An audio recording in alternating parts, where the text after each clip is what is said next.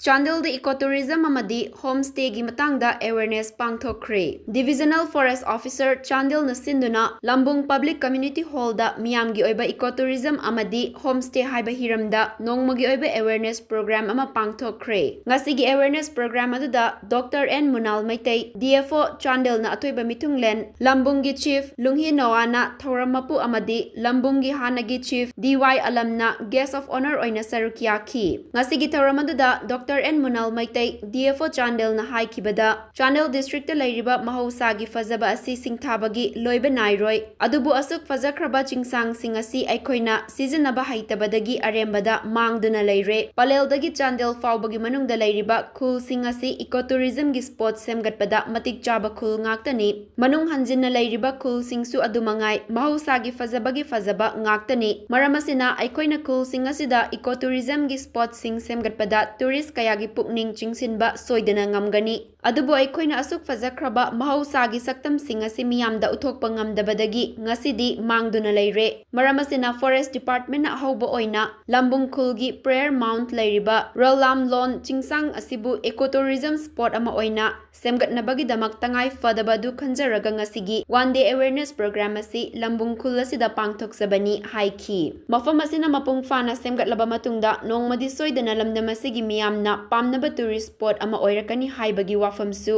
DFO Dr. N Munalna miyamda fongdokhi prayer mount pu masak thokpa ecotourism spot ama oina semgatpada miyamna mateng pangbinaba su mahakna appeal tawki